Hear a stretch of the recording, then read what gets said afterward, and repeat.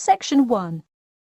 You will hear a conversation between a travel agent and a customer who needs to book a hotel for a group visit. First, you have some time to look at questions 1 to 6.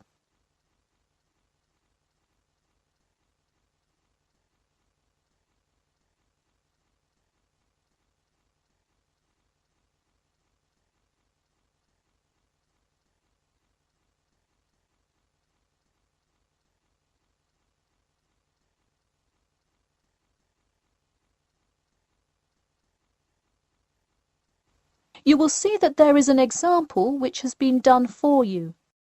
On this occasion only, the conversation relating to this will be played first. Hello, Elite Travel. This is Emily speaking. How may I assist you today? Hi, I have a group visit to plan, and I wonder whether you could help me decide on which hotel to book. I've narrowed it down to either the Winchester, the Royal Hotel, or the Star Hotel. I'm wondering if you have a recommendation. I would be happy to help.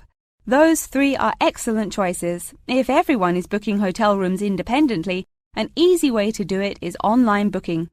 The Star Hotel offers online bookings at no additional charge. It sounds fine. The woman says that the Star Hotel offers online bookings at no additional charge. So, choice B has been written in the space. Now we shall begin. You should answer the questions as you listen, because you will not hear the recording a second time. Listen carefully and answer questions 1 to 6. Hello, Elite Travel. This is Emily speaking. How may I assist you today? Hi, I have a group visit to plan, and I wonder whether you could help me decide on which hotel to book. I've narrowed it down to either the Winchester, the Royal Hotel, or the Star Hotel. I'm wondering if you have a recommendation. I would be happy to help. Those 3 are excellent choices. If everyone is booking hotel rooms independently, an easy way to do it is online booking. The Star Hotel offers online bookings at no additional charge. It sounds fine.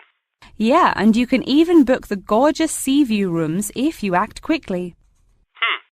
I'll consider that. It would be great since we're mostly first-time visitors to the area to get a nice view of the water. Now, are there handicap-accessible rooms? Yes, all 3 options have access for the physically disabled. Great. I should also mention that we'll be on a tight schedule, so we won't have much time to go out for meals. Which of these hotels serve food? There is a limited continental breakfast menu at the Star and at the Winchester. For a full restaurant and room service, the Royal Hotel is your best bet. Oh, wonderful. Could you tell me more about the restaurant? Absolutely. In the morning, there is a gourmet buffet or a la carte item, and after 11 a.m., lunch is served in the dining room. Dinners are in a nice, low-key but high-quality setting in the hotel's private dining room, and Fridays feature the house jazz band. How lovely. Is there a group discount? No, sorry, not at the Royal Hotel. Let me check on the others, though. Could I place you on hold for just a second? Sure, thanks. It looks like there is one at the Winchester. 15% off when you book 8 or more rooms. Really? Sold. We'll book at the Winchester. Wait, is it suitable for children, though? We'll have a few little ones in our group, and it would be great to have a way to keep them occupied. Yes, in fact it has a play place that kids just love, with slides and swings and everything. Definitely a good hotel to bring the kids. Okay, great.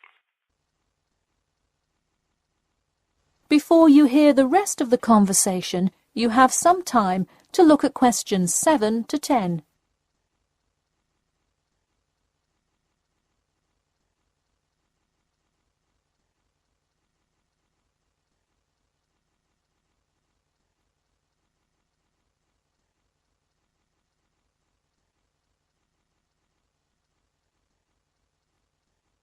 Now listen and answer questions 7 to 10. So now I know where we'll be staying. What next? Should I go ahead and book transportation and assign rooms and everything? Well, for now, there are only a few things for you to take care of. We will hold a block of rooms for you as soon as you send a deposit. I recommend booking as soon as possible, so you probably want to send the invitations as soon as you know how many rooms to hold. Oh, right. Okay. I'll send the invitations and put down the deposit. Is there anything else I should take care of? Great! And don't worry about this now, but sometime before you arrive, do let us know if you'll be requiring our transport service to and from the airport. I'll make sure to let you know. Does that incur a service charge, or perhaps a tip, or some presents to show our gratitude for the personal car service? Oh, don't worry about it. It is a free service, so if you would like to tip, you are welcome to do so. But hotel drivers do not accept gifts. Thanks for your help. My pleasure. Enjoy your stay at the Winchester. That is the end of section 1. You now have half a minute to check your answers.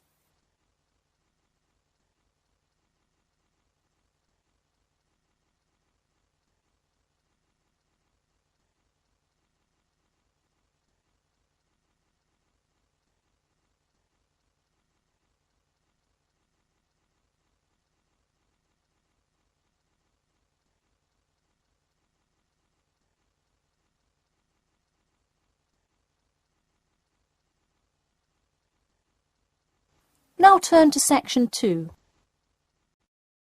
Section 2. You will hear a talk about the 11th Annual Durham County Car Exhibition. First, you have some time to look at questions 11 to 16.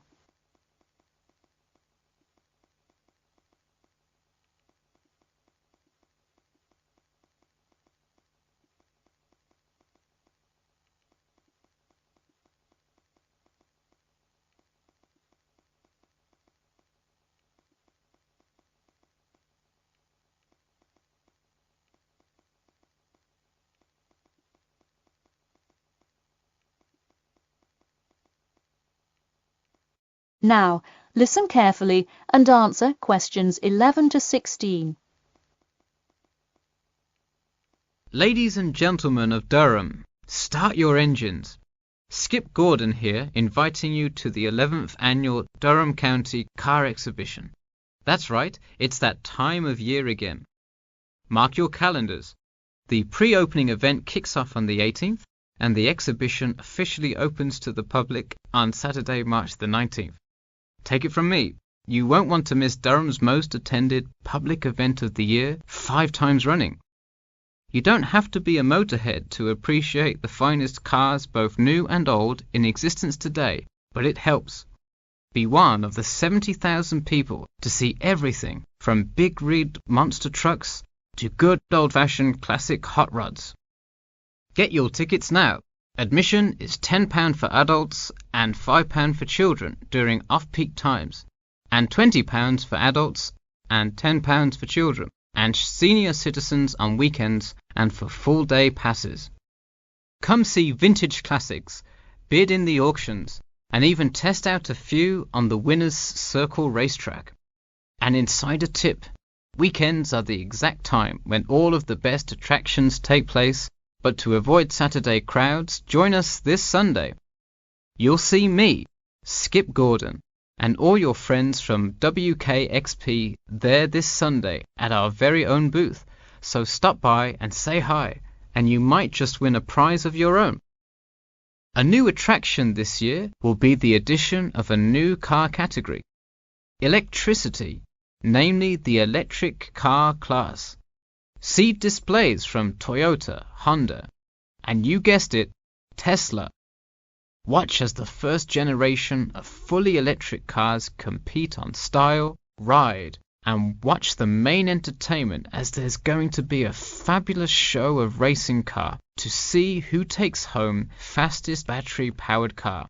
While not typically known for their speed, this new class is guaranteed to surprise you. Before you hear the rest of the talk, you have some time to look at questions 17 to 20.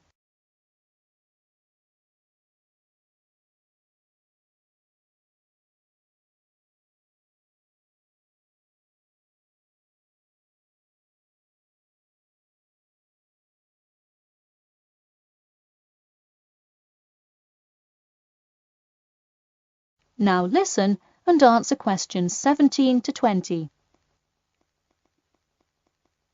Get tickets before they sell out. Last year's tickets sold out fast, so we upped the attendance this year. That's right, more seats. But don't wait. Act now and save. That's right, if you buy your tickets before this Friday, you'll get 2 for the price of 1. That's right, 2 for the price of 1. And don't worry, kids, just like last year, there's something specially for you. Wreak havoc on the road with the Kids Crazy Cars ride, and then race around the Tiny Tykes track in your favorite child-sized race car. Meanwhile, Mom and Dad can take a spin in a ride a bit more than their size.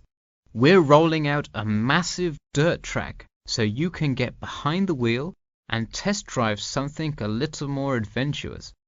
Put the pedal to the metal in a 4x4 SUV as you go over bumps and navigate through twists and turns. You'll want to buckle up. You heard it here. Act now to get in on the fun at the Durham County Car Show before it's too late.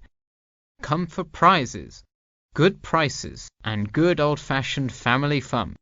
We had a lucky draw for a new car last year, but this year our main event is the Monster Truck Rally, where one lucky fan will win a chance to experience the thrill from behind the wheel, well, next to the wheel, as they ride with legendary driver Smash Tate. Feel the speed firsthand and talk to a living legend in a true, once-in-a-lifetime opportunity. For tickets, go online to www.durhamcountycars.com or call 1-888-CAR-SHOW now. We'll see you there, and always remember to buckle up. That is the end of section 2. You now have half a minute to check your answers.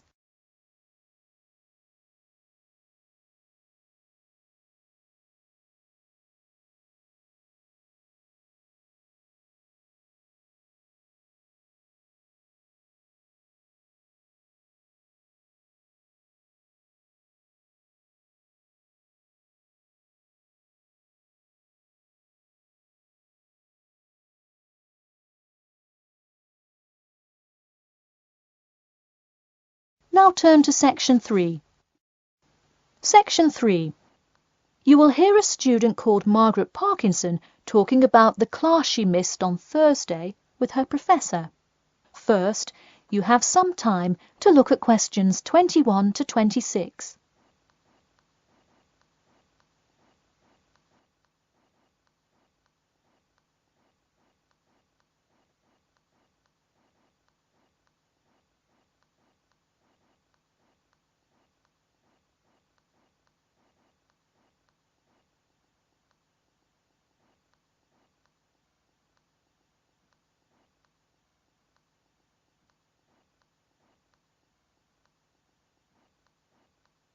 Now, listen carefully and answer questions 21 to 26.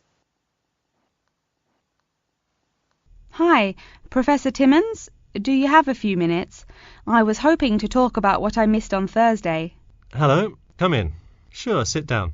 Could you tell me your name, please? Margaret, sir. Margaret Parkinson. I apologize for missing your class, but I had to go to the hospital. I'm sorry to hear that. Everything is okay now, though, I hope? Yes, thanks. Glad to hear it. So on Thursday, I outlined the research project that will account for 30% of your grade. All students will be divided into groups and will give a well-researched presentation to the class covering a specific topic relevant to student life. Oh, that sounds interesting. Can we choose just any topic that pertains to life as a student, like how to start your own student organization? Well, though I'm sure that would be an informative presentation, I've already chosen a list of topics which I will assign. As an example, I assigned one group the topic of student loans. They're to research not just the prevalence of students who have loans to pay for their tuition, but information as to how best to manage these loans and possible scholarships that could alleviate some of the financial burden. That one sounds particularly interesting to me. Could I request that topic? I could easily find out a lot about it by stopping by the finance office on my way to class. Unfortunately, that one's already taken by another group. I have, however, assigned you to a group and given you all one of two choices. Oh, I see. What are the choices? The first is discussing smoking, trends in the number of student smokers compared with the general population, popular reasons students take up smoking, and more healthy alternatives to smoking. That one could be interesting. I'm not a smoker myself, but we'll see what my group thinks. If we did choose this topic, we would rather not put our fellow students on the spot to interview them. Where else could we gather information? How about where the cigarettes are sold? Oh, that's a great idea. I could interview the manager of a supermarket and find out the average age of people buying cigarettes, or how much they buy, that sort of thing. Precisely. Okay, I'll keep that in mind. And what was the other topic? The other topic is the practice of natural medicine. It sounds far more specific than the others, but it is more of an exercise of outlining a career path. If your group chooses this, you would cover the specifics of becoming a doctor of natural medicine, how to become licensed to practice natural medicine, what the career outlook is, etc. You could find much of the information you need on this in the careers office.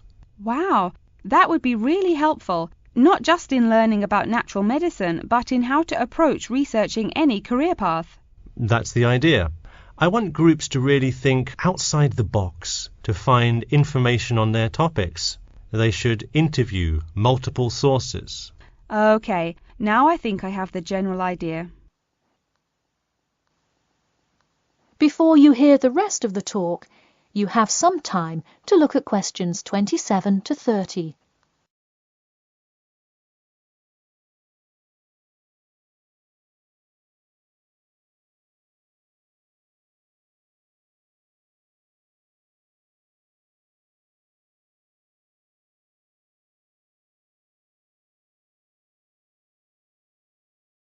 Now listen carefully and answer questions 27 to 30. When is the presentation due? I expect each group to send me an email attachment of the plan ahead of time by October 10th, so that I can ensure that you are on the right track. Oh, that's actually really reassuring. I would hate to spend so much time on a presentation only to find we had taken it in the wrong direction. So when is the presentation? I let groups choose from the list of time slots I have between November 1st and November 5th. Okay, how about the 3rd? I'll have to check with my group, of course, but maybe we could write a tentative time? Sure, let me take a look. I'm actually booked completely through the 3rd and 4th now. How about sometime in the afternoon of the 5th? Great, how about 2 o'clock? No problem. I'll pencil your group in. Okay, thanks. And to clarify, what exactly is due in the first phase? Before the October deadline, I want your group to have compiled resources and then to provide some initial data analysis to support your claims. Okay, so data analysis is due the 10th of October, and then the Presentation? Yes. The final phase is simply giving the presentation on the 5th of November. All right, I think I have all the information I need. Thanks. You're welcome. See you in class tomorrow. That is the end of section 3. You now have half a minute to check your answers.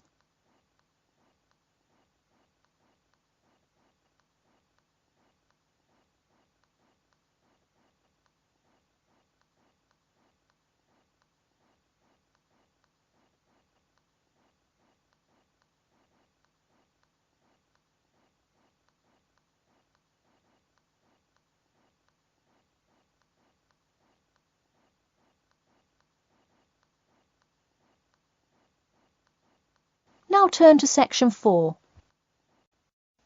Section 4. you will hear an introduction about an eco-friendly building called the Gherkin.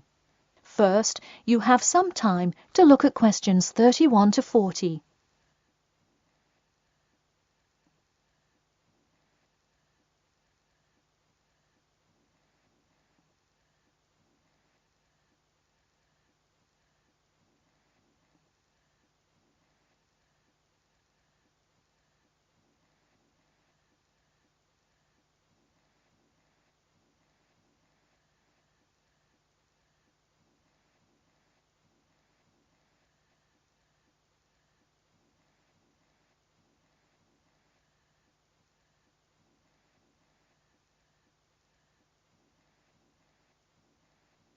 Now, listen carefully and answer questions 31 to 40.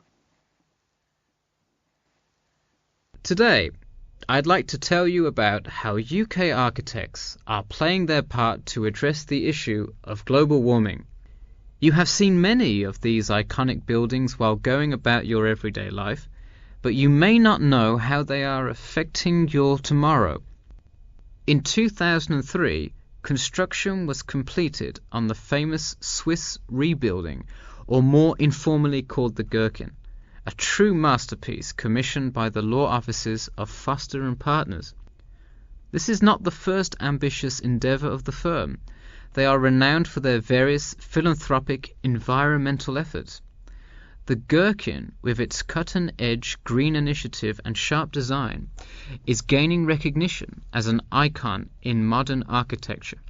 You can pick it out of the London skyline by its unorthodox cigar shape.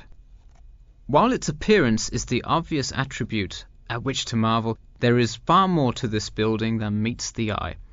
And let's face it, there's a lot about this building that meets the eye. The building helps reduce the city's carbon footprint in a number of ways.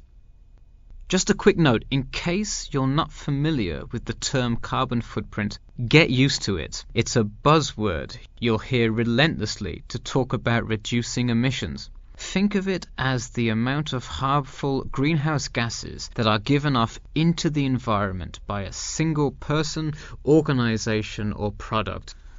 So going back to the Gherkin building, perhaps the most obvious as well as the most significant eco-friendly feature is the glass windows, which allow light to pass through the building, both reducing heating costs and brightening up the workspace. The ingenuity behind the various eco-friendly aspects of the Gherkin has seen its fair share of publicity both from serious and silly sources. In a recent April Fool's Day edition, One e-publication printed a story detailing plans to replace 50% of the current exterior with grass, which would not only make large steps in the name of sustainability, but also give the building the green hue that would truly earn it the nickname of the Gherkin. The only drawback is, as you may have guessed, that this story was an April Fool's Day joke and completely made up.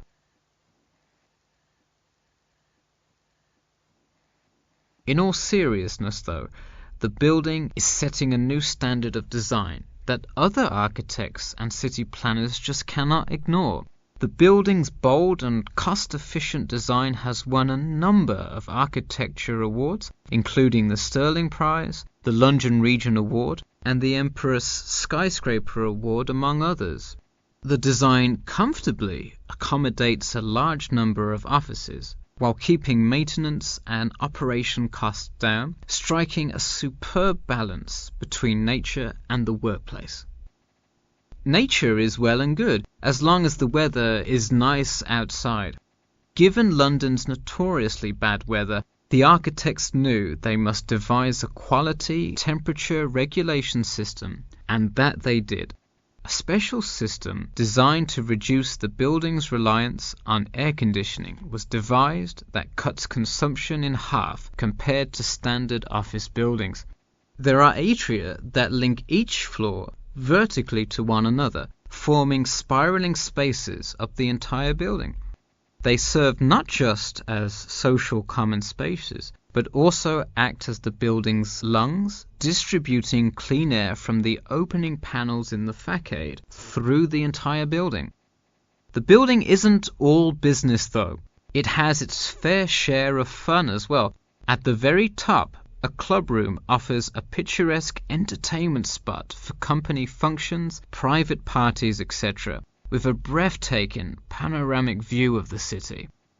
The creation of such an innovative structure has many wondering what the future of urban planning and architecture may be. Well, if the other projects currently commissioned by Foster and Partners are any indication, the entire city constructed with similarly eco-friendly buildings is not far in the distance. The Masdar City development aims to create a desert city that produces zero waste and removes as much carbon dioxide from the atmosphere as it puts in, a huge feat in protecting our Earth.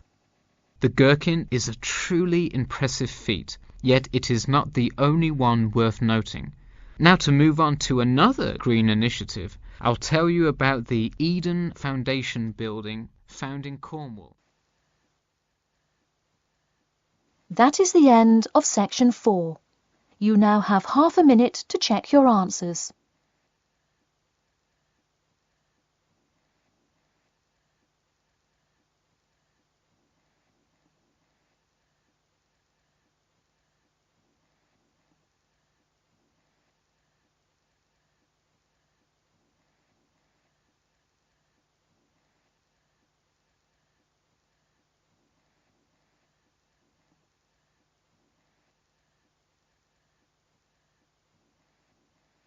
That is the end of the listening test.